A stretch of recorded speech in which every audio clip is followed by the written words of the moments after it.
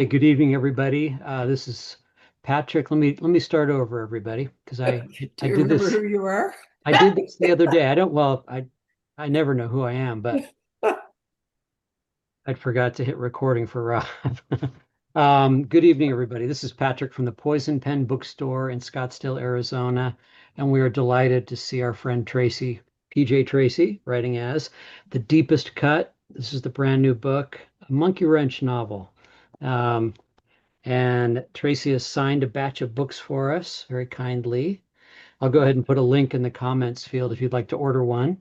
And if you have questions for Tracy, go ahead and type them in, and Barbara will summon me back on screen towards the end of the hour, and I'd be happy to ask any of your questions. So over to you, Barbara. Thank you very much, Patrick. I was just saying before this started how much I love this book. I mean, Monkeewrench was such a huge hit for us here at the Poison Pen. I'll still remember how excited we all were to read it and, the impact that it had. And of course, that was when technology, we didn't even know about AI then. So, it was pretty dazzling, the degree of technology that was in that book and why it's called Monkeewrench, which Tracy can tell you. And Tracy wrote these books with her mom, PJ, whom we truly miss, but she was ill and she died. And so this is Tracy coming back, mourning her mom, but resurrecting the Monkeewrench gang, which I'm, just really overwhelmed by because she did such a brilliant job. Tell us about how it went, kid. Thank you. Oh, it was just amazing. Monkey Ranch's world that PJ and I created together. And it wasn't my voice or hers, it was the Monkey Ranch gang's voice.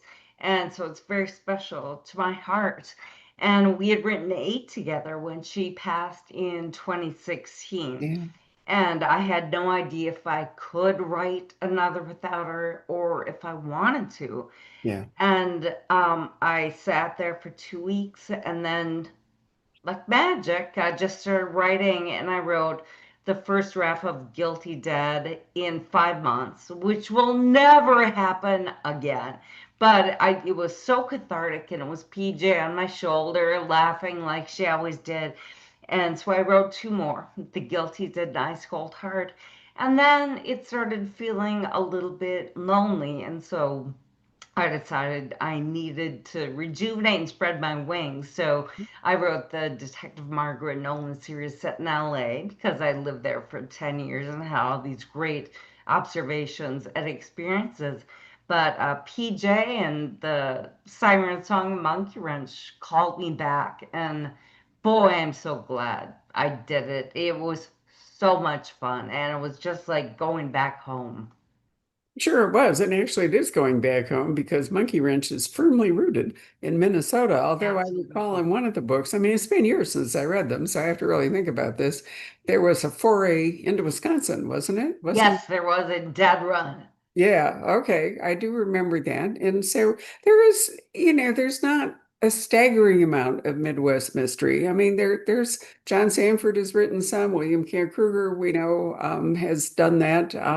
Mindy Mejia has written, I think, where is she in Iowa? I think it is. Oddly enough, not much written in Chicago, even, I mean, That's true. That's yeah, really true. Sarah Paretsky, Michael Harvey, and all, but for whatever reason, maybe the Midwest is just like too solid, or I don't know. I grew up there, and I'm criminally minded, so I don't know why more people aren't. Well, But there are a lot of people here that I assure you. but They just don't anyway, write. yeah. But Minnesota has always. I mean, there are a lot of reasons. I mean, Minnesota's a border state, so there's plenty of opportunity there. The Mississippi is a giant artery. It Yes. flows down. There it's Lake Superior, which means that you can do terrific things with the lake, which Oh, is yeah. very dangerous, very large. Actually, we took a cruise around the Great Lakes, all around the Great Lakes a Oh, couple of did years you? ago in Lake Superior. It's like being on the ocean. It is. I mean, It really there's, is. Horizon. I mean, it really is. And it has the same tide. I mean, believe it or not, people surf on Lake Superior in the winter. I know they do in Duluth because our trip started in Duluth, and there's a Okay. guy from California who actually has opened a surf shop Yeah. in Duluth. And, I couldn't believe it when I heard that, but it turned out it was really ice fishing, you know. Right. Yeah, and I mean, and it's just all gorgeous. And then, of course, you've got lots of farmland. And then in the Twin Cities, you've got, tons of manufacturing. You've got immigrant communities. You've got some great culture. I mean, I remember going to a brilliant concert in St. Paul, for Uh-huh. example.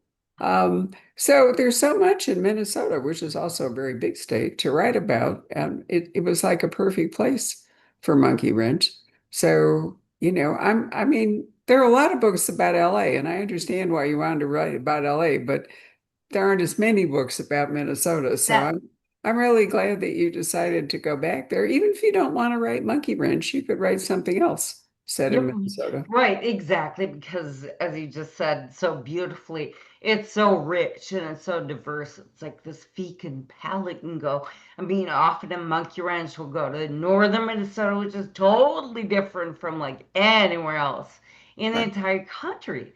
And that's fun. And obviously you have to be deeply rooted in the culture and have a sense of the zeitgeist. You have to grow up somewhere, live somewhere for a very long time, I think, before you can write effectively about it. I mean, authenticity is so important. And I often, not often, but I do read books where it's like, did they just Google this place? Because it's just like, it's like, they don't have the language, they don't have those little, oddities in language. Like, in LA, they call freeways, you know, the 405. And, here we call it 35. I mean, just little stuff like that. It's kind of funny. So, Right. So let's go back and talk about for those who haven't read Monkeewrench, because after all, it has been a while. Sorry, I keep getting this thing confused. What was the original setup for Monkeewrench? When was it that it published?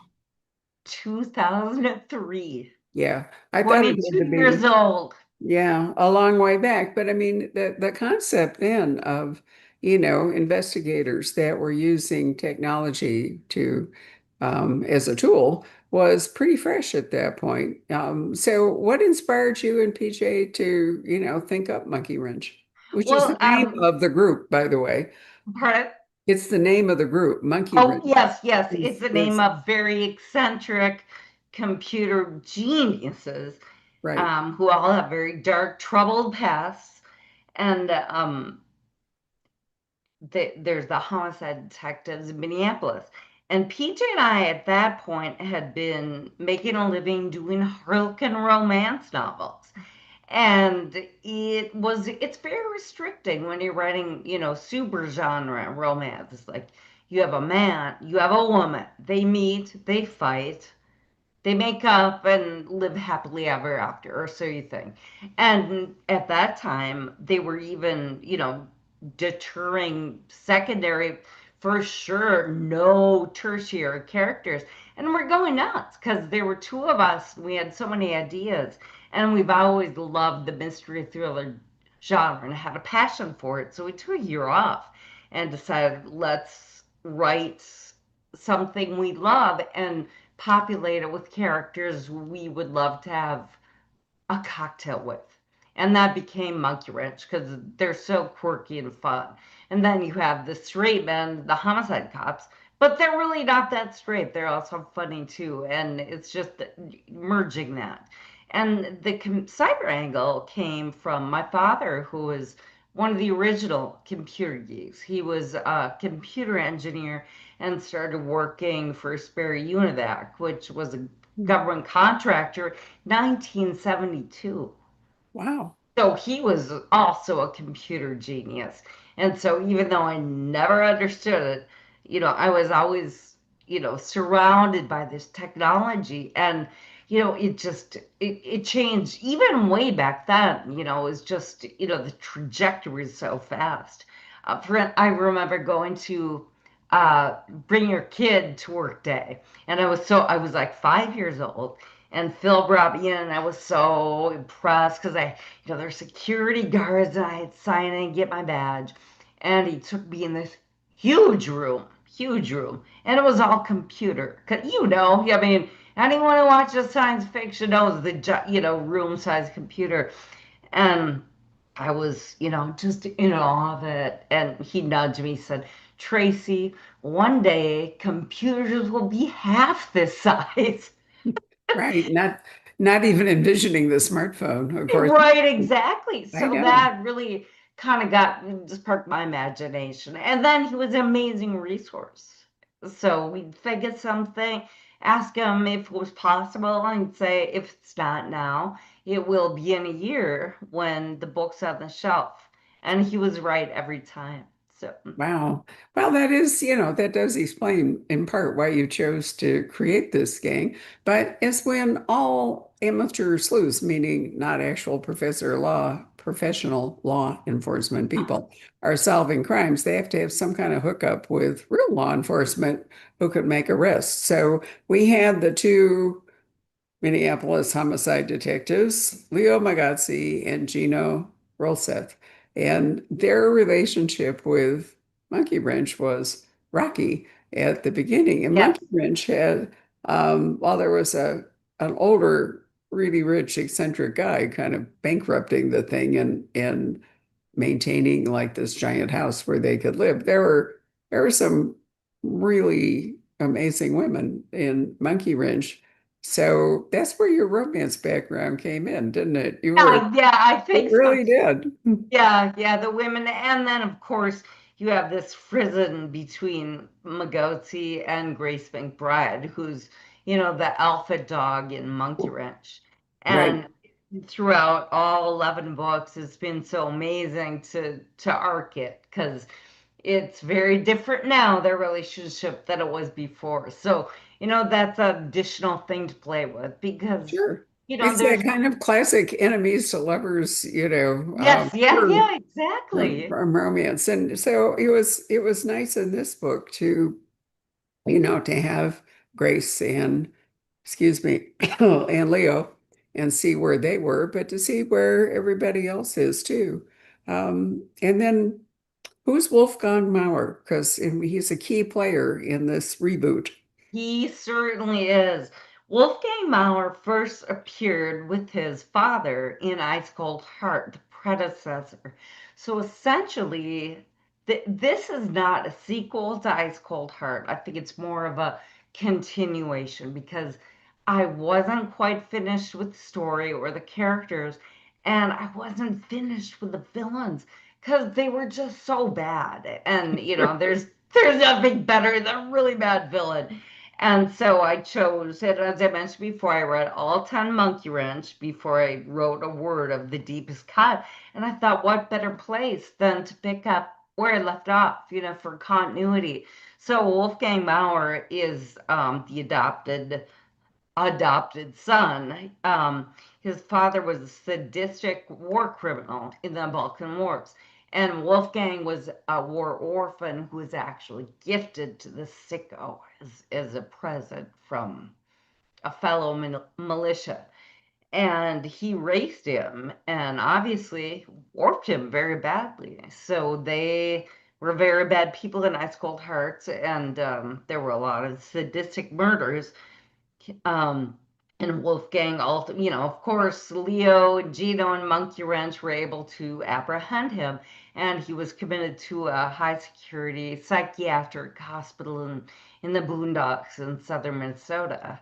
And he escapes, and the only thing that's on his mind is revenge and killing everyone responsible for it. And Wolfgang there's an interesting juxtaposition because he is also a brilliant computer genius. So it's kind of a battle against the geeks in a way. He orchestrated his own escape and has all this technology. So that was a really fun element that I enjoyed exploring. I'm sure you did. I mean, trying to figure out the prison break alone, Yeah, right. right? I mean, it's not that easy. You had to make it work and you had to make it believable. What was the role of Wolfgang's mother? Does she help him out in all of this? Yes, she most certainly does. She's, again, Wolfgang doesn't really have parents, but she was a compatriot, a former general of his father, and they all escaped here, hiding under the guise of refugees, and became very wealthy and very successful. And she was a great character to write. I mean, she's like so diabolical. And somebody at a recent interview asked me, it's like, why did you write about her? And I thought, I think it's like total anti PJ, the exact opposite of what PJ was, good and kind and wonderful. And interestingly enough, she didn't exist in my mind until one day I got up and I thought, Wolfgang needs someone on the outside. Who is it going to be? And then she just popped into my mind. And that's one of the things I don't outline. And if I did, she would never exist. So, she was a spontaneous addition, inspired by Lord knows what. But I enjoyed writing her too. I mean, his father was so bad in Ice Cold Heart. He's no longer a part of this book. So I need another counter villain. You know what I mean? A duo. I always, I remember meeting you and your mom and thinking, how did these two women come up with these really awful, neither of you shies away from violence or, even, yeah, the really dark side of human nature. It, But, that's really to write a great thriller. The villain has to be as vibrant as the hero, maybe even yes, more so. Because absolutely. That's why I don't like serial killers because they're boring. yeah. They're sociopaths. They're all the same. And, it doesn't matter. But so it's really challenged to, there's only so many reasons people kill. So to find, unique twists on that it's difficult, but it's really fun. Well, generally speaking, a serial killer book doesn't have a sequel. I mean, with Yeah, the, right. now, but that's not always true. There have been some authors, Patricia Cornwell, for Oh, example, right. Yes, who yes. have recycled their serial killers. Actually, she had, and I think the fourth reappearance, he came back as a ghost, which was, Oh, no. yeah, I like this. think I stopped reading after that was just getting a little too much. But I agree with you that the sort of the point of a serial killer book is to try to identify this person who is so invisible at the start and Yes. and to determine whether they're random, picking people or whether they have some agenda and all. But it's really all about that and less so about what kind of person they are, because as you point out, I mean, the FBI did the profiling and you have organized and disorganized and all, but basically a serial killer book is usually to hunt down the guy Yes. and Yeah. either arrest him. I mean, I'm all for just killing him at the end Yeah, because me too. what's the point in, warehousing them? But Right. um, I'm not I'm not a fan of capital punishment. I'm just a fan of efficiency when it That's comes to the exactly. serial killers. But also, there is the terrifying thought, as you make clear in this book, that one of them might escape. Yeah, right. Because often, I mean, many of them are not very intelligent, but some of them, on the other hand, are super bright, and you don't really want to face the thought that this person will somehow get out in the world again and do even more damage. Right, right, exactly. And if they do, you may not have Monkeewrench to help you out. That's right, but you didn't follow that script when you put Wolfgang in prison, so we won't reveal what happens to him in this book. But nonetheless, um, yeah, there we are. So, who are the other members of Monkey Grant? I mean, we've talked about Leo and Gino, but they're actually with the police department and necessary. Who are the people in the Monkeewrench gang itself? Well, Grace McBride, as I mentioned, is kind of the alpha dog. She's a leader, the glue that holds them together, and she also has a very tragic past. And the group as a whole has kind of a terrifying past. They were all orphans, coming from terrible backgrounds, but geniuses, and they all met at Georgia Tech. They went there at scholarship, and they bonded together. But at that time, and that's a backstory in Monkeewrench, there was a serial killer attacking people on campus, and they were getting closer and closer to the gang, to the Monkeewrench gang, and they fled. So when we meet them in Minneapolis, they had been in hiding and off the grid, different identities, names, socials, everything for almost 10 years. And the police discover this because Monkeewrench is actually, as a group, a suspect in the killings that occur in Monkeewrench. So that's kind of a quick backstory. There's Harley Davidson, who is a huge, muscular, tattooed biker guy, long hair, long beard, but he has a bon vivant. He collects wine. He loves fine food. He has this fabulous mansion. He travels around the world buying antiques. He collects plants. He collects cars and motorcycles. So he's a great character, and one of my favorites. And kind of his counterpart, that's the sexual tension and the bantering and the bickering is between Harley and Annie Belinsky, who is a gorgeous Southern belle plus size fashionista, and she always puts Harley in place. And then there's very shy 6'8" roadrunner obsessed with road biking, and he's probably the smartest of all of them, but he's painfully shy, and you never know, like, he's never had a relationship with anyone. Monkeewrench's family, he's kind of the child of the family. They all take care of him. So that's a group, and that's where they start. And of course, things change, and they all are. So it's just quite a pastiche of characters to follow, and keeps me enthralled. And I know fans do enjoy it too, having an ensemble cast like that. Absolutely true. Where did Harvey get his money? He got his money in computers. They all made their fortune writing software. So right now they would have been at the forefront of AI.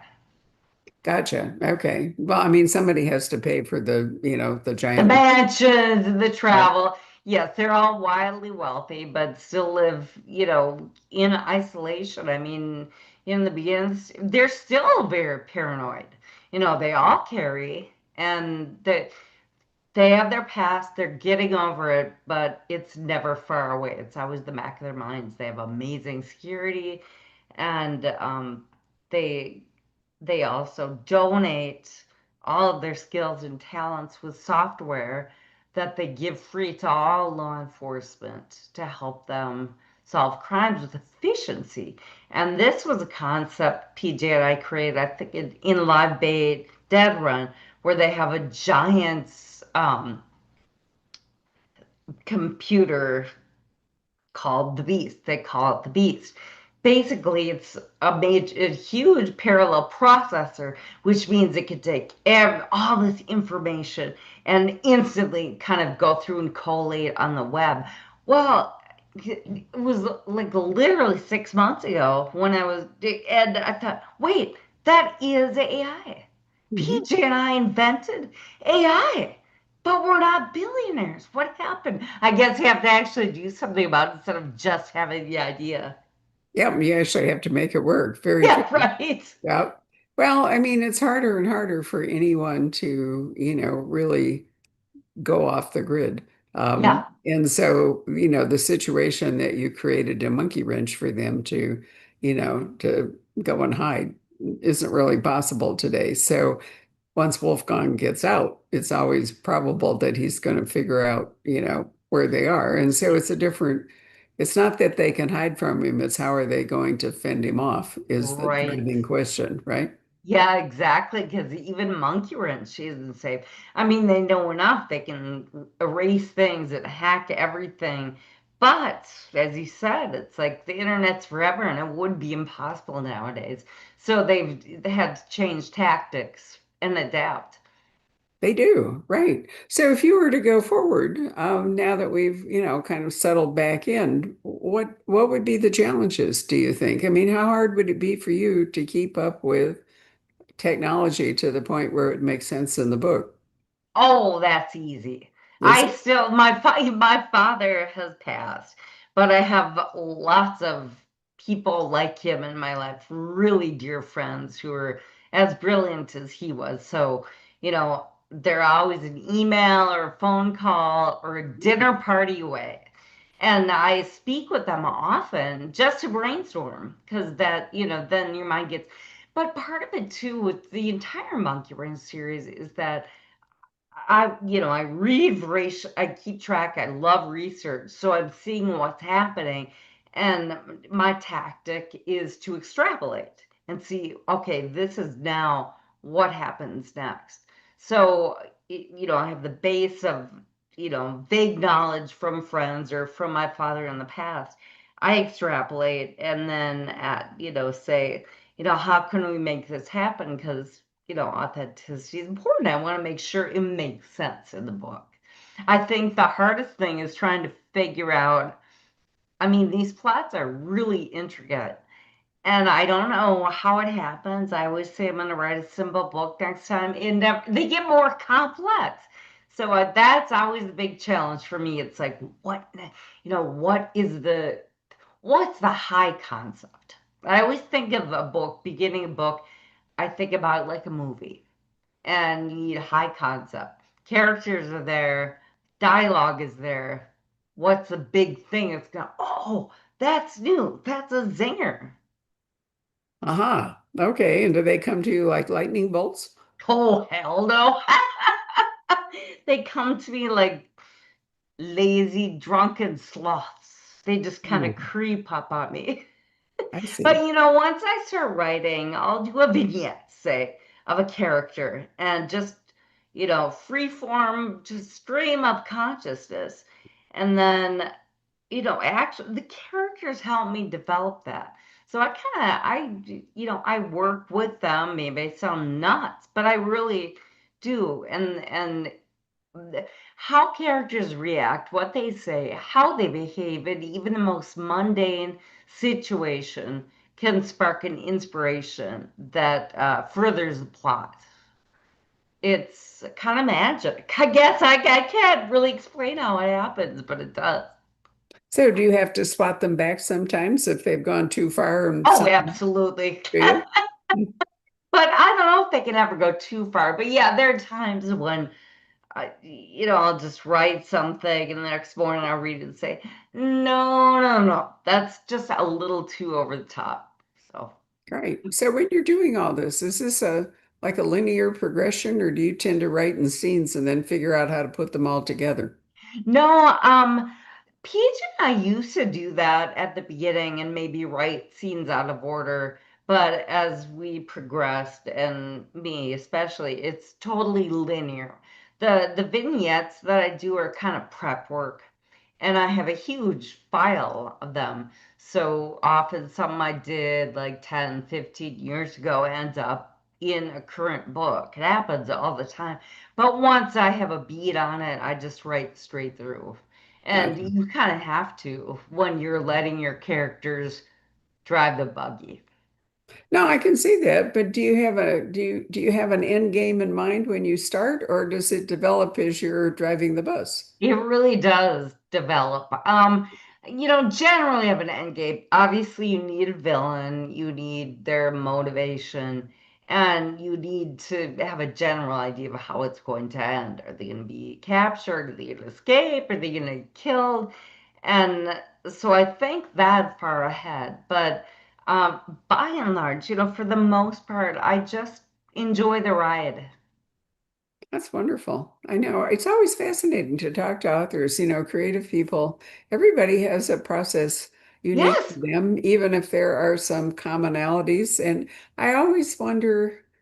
how, I mean, my observation is most of the time that the way somebody wrote their first book is the way they continue. And I don't know if it's superstition or it's just the way, the creative paths dictate or what, but um, I've heard so many stories about how people were inspired to write a book. And then you don't that often hear stories about having done it that way, they decide to change. Right. Although it can happen. Ken Kruger talked about that um, when he was here in September, when was it? 5th, 4th, whatever, 3rd, with his new book, also set in Minnesota. And he had been for years an outliner. And somehow or other, I can't remember exactly what he said, but it was suggested to him that he could write more like you do. And he Yeah, tried it. right. And it really worked for him. So he's one of the few authors that I have heard discuss the fact that even if they started, in sort of one creative pathway, he moved on to a different one and found it liberating rather than frightening because I could see that Yes. if you deviated and it didn't work, it would be terrifying. Absolutely. And that's really interesting. PJ and I did a PBS program called Prize Writers. And it was really fun because it was PJ and I and Kent. And we just kind of, they let us go. There was a Oh, moderator, yeah? but they let us just riff. And that did come up. And at the time, he said, "Oh, I outline everything. I'm an engineer. I outline everything. I couldn't write any other way." But I'm glad to hear that he is. And his more recent writing outside of the Cork O'Connor series is so wonderful. And when I read it, I kind of felt like, wow, he's flowing. This can't be an outline. Because Yeah, I no, can tell you're when right. books are outlined. I can tell. I think that's true. And in fact, I think those extra books kind of nudged him in a Yeah, different direction yeah. um, with Cork. And to his credit, he always tries to make things different for Cork and for his family. Yes, he really It's does. not like a rinse and repeat, but Right. it's always different. I think we all agreed at his event that if Henry ever goes, that maybe we're all going to stop reading. Yeah. We can't get rid of the old man, but he's also, kind of positioning one or two characters to maybe replace Henry Malou. But there are people who live. I mean, Henry's a centenarian, but there are certainly people who live that long. So I don't Yes. know that Henry's in any immediate danger. Yeah. So I No. hope not, but we'll see. Anyway, yeah, I'm so, it's sad that your mom wasn't able to live longer and join you doing all this, because obviously she had such a good time. I think the last time you both came to see us, she was pretty frail. She was frail, but Barbara, we had the best time we ever had on book tour was coming to Poison Pen. And we just couldn't wait to get there. It was so much fun. I mean, you have the most amazing store and all the people are wonderful. And you're still there. You're all still there. Well, you and Patrick, anyhow. And it was just, we always felt kind of like we're going home when we came to you. And that was, one of many great memories PJ and I shared. I am so glad. Actually, this felt like coming home.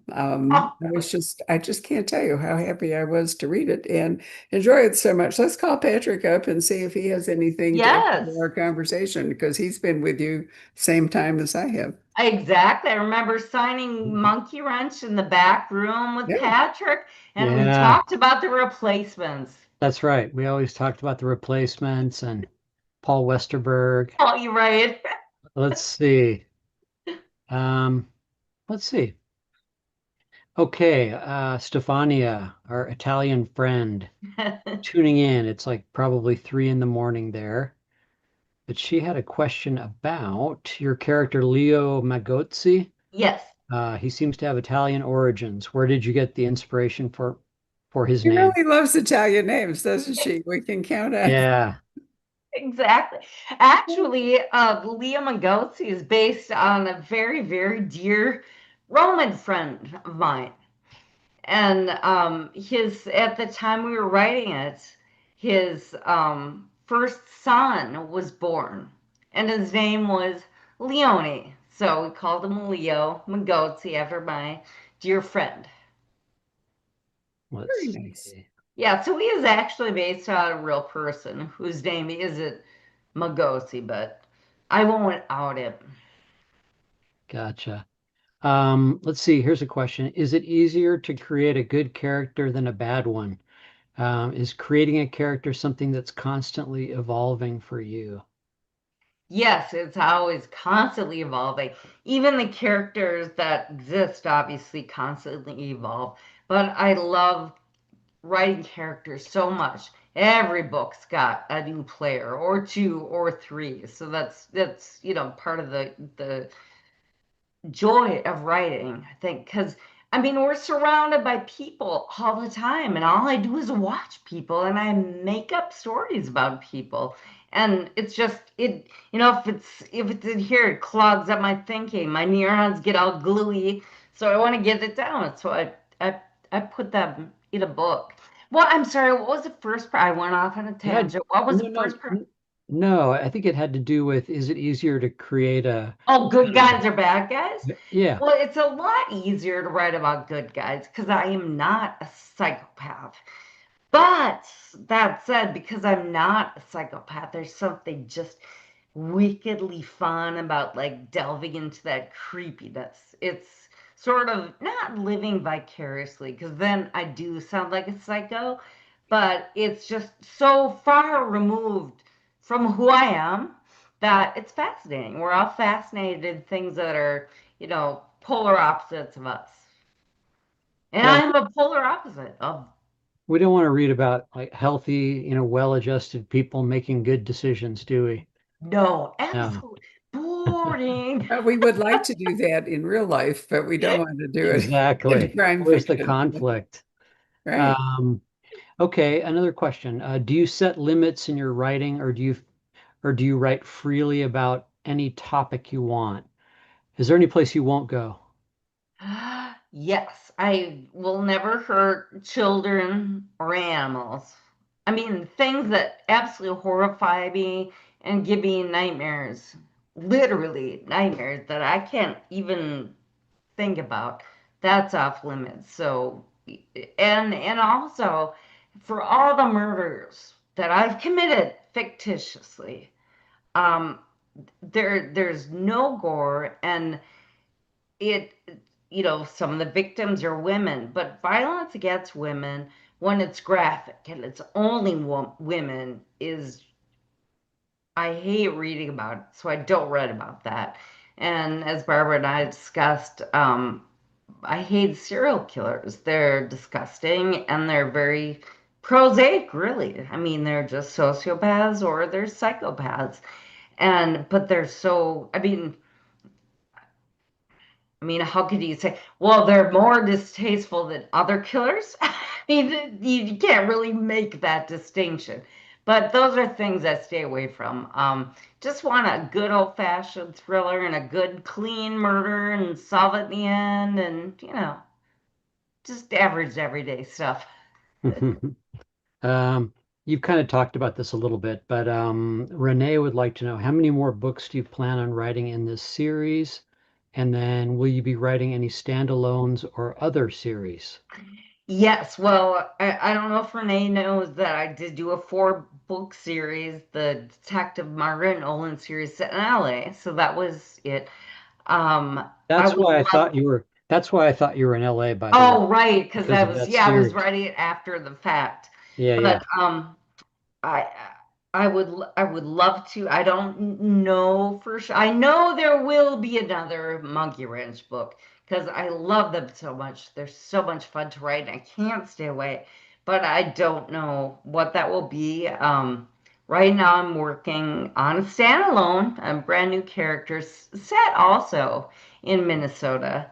And here's the joke about standalones. Monkeewrench was written as a standalone.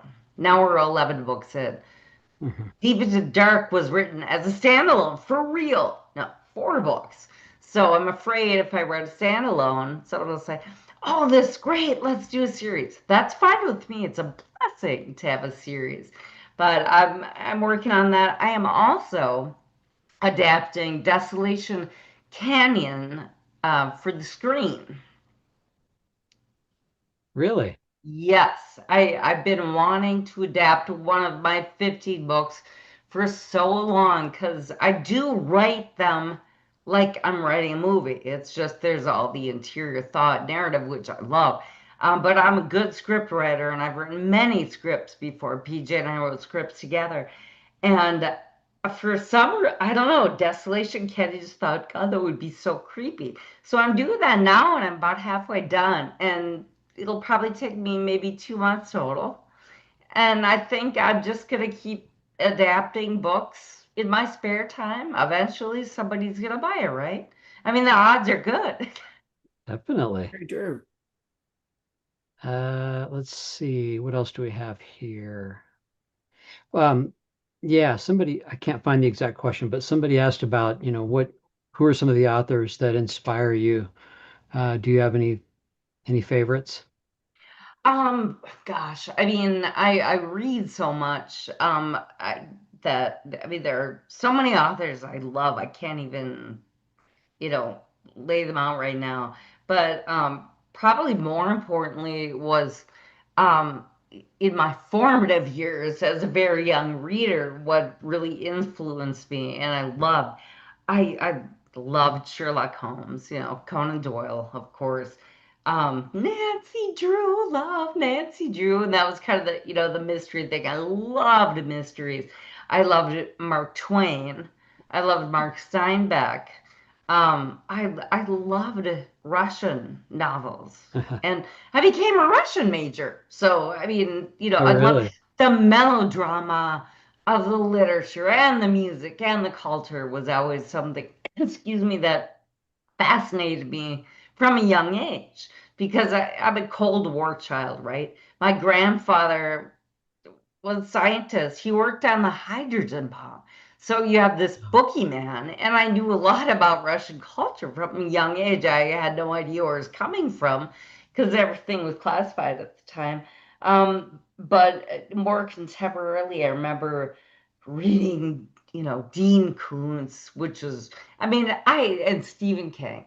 And I read The Shining when I was 10, which might explain something and and like whatever PJ read, she would give to me. It's like you can handle it. I did. I didn't get scared, but that really opened my mind. Dean Koontz used to be very dark and graphic in his early career.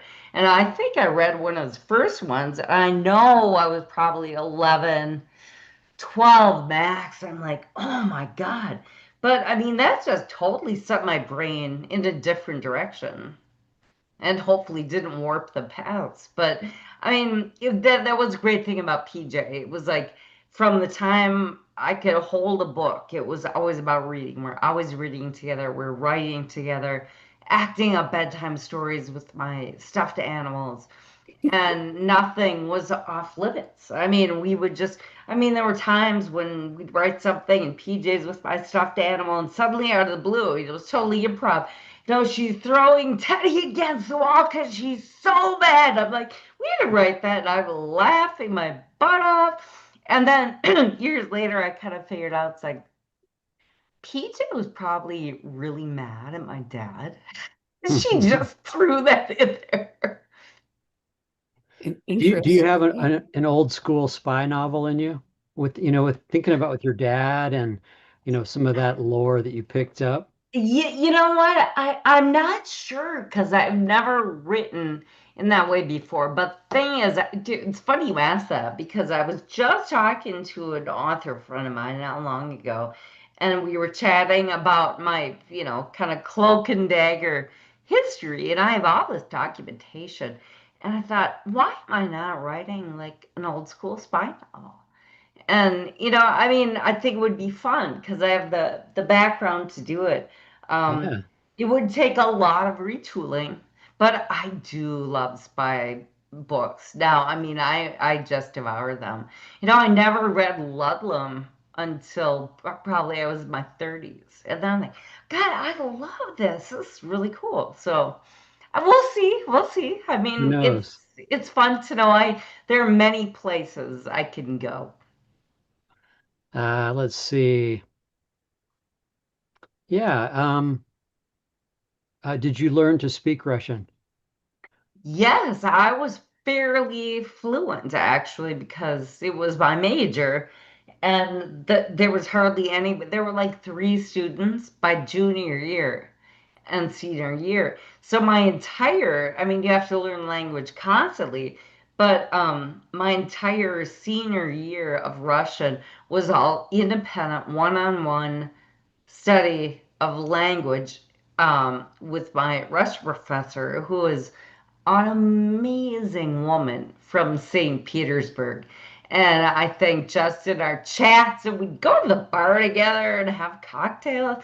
And I really feel like I learned more about Russia from her in 4 years with her than I ever did, reading 5 million tomes and going to class.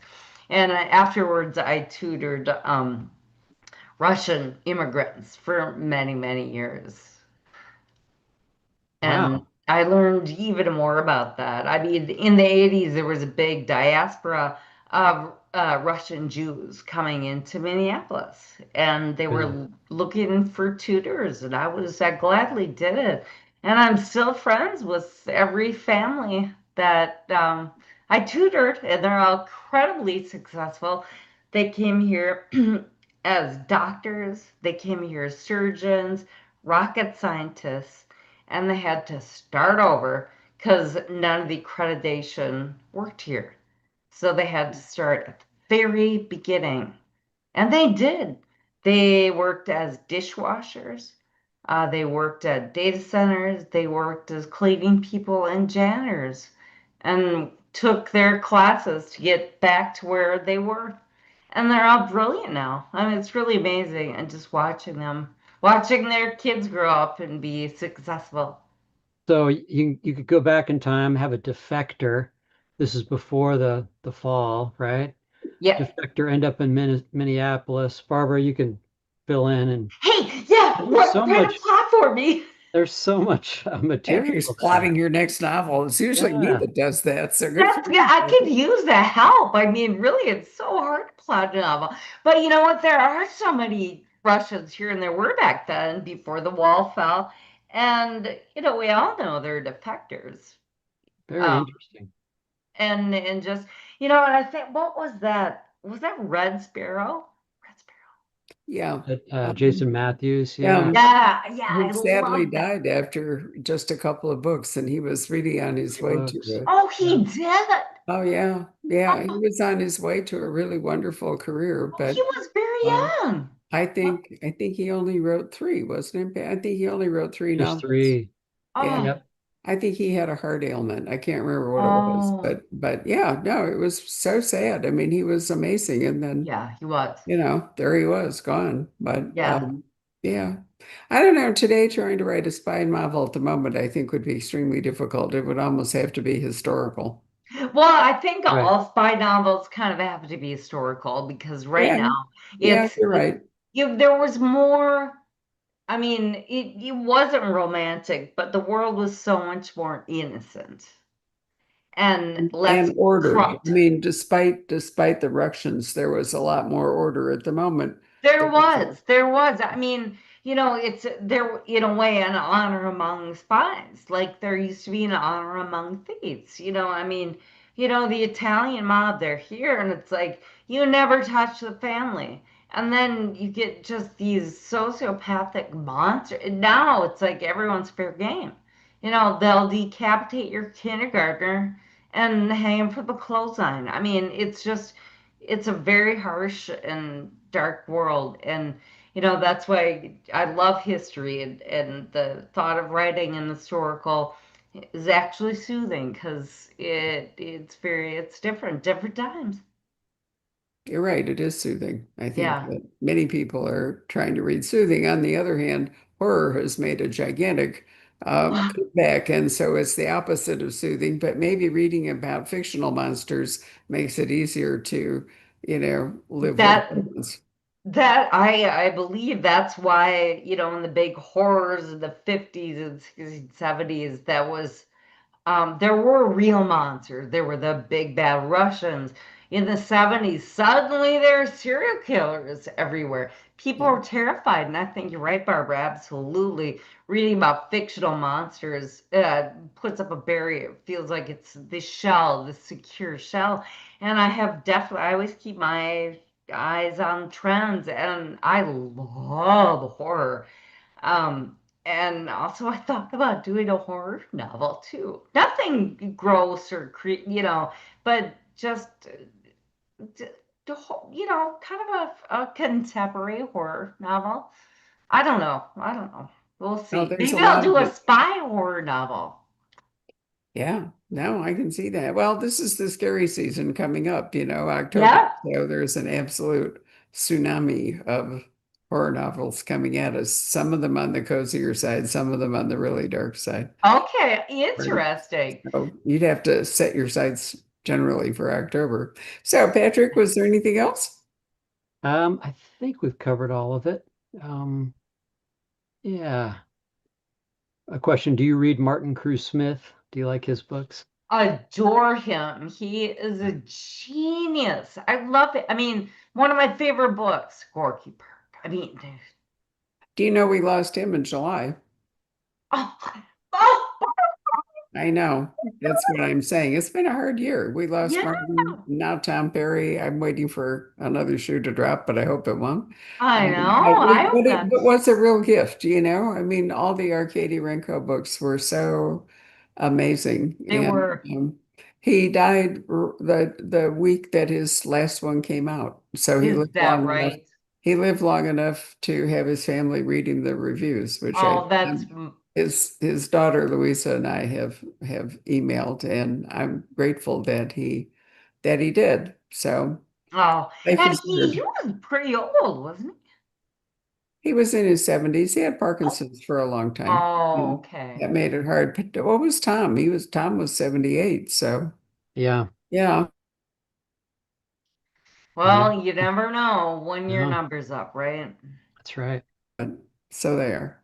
Anyway, it was wonderful to see you again. Thank you for the glorious treat of reading Monkeewrench again. Oh, thank you. I'm so glad you enjoyed. It really is. It really is wonderful. And I recommend, I'm sure that you can reread the whole series in one form or another, maybe mostly digital at this point. To be honest, I haven't looked, but They're I all still in print, are they all still in print? Well, and they're I just doing them really cheap. recommend then going back and starting with Monkeewrench and reading forward. The technology doesn't really date all that much, and the characters are fabulous. So I would definitely do that. Anyway, thank you for signing books for us, dear. It was lovely to see you. And Oh, you too. come Thank see you, us. Barbara. Thank you, Great Patrick. to see you.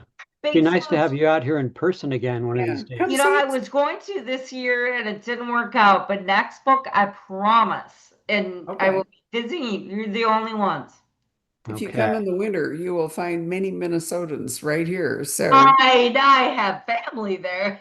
oh, good. Okay. Well, we will hope that that will work out, dear. That would be That'd wonderful. be And great. if Good, I'm there for everybody. another reason, I'll come visit. Okay. Please Thank you do. very much for joining us, and we highly recommend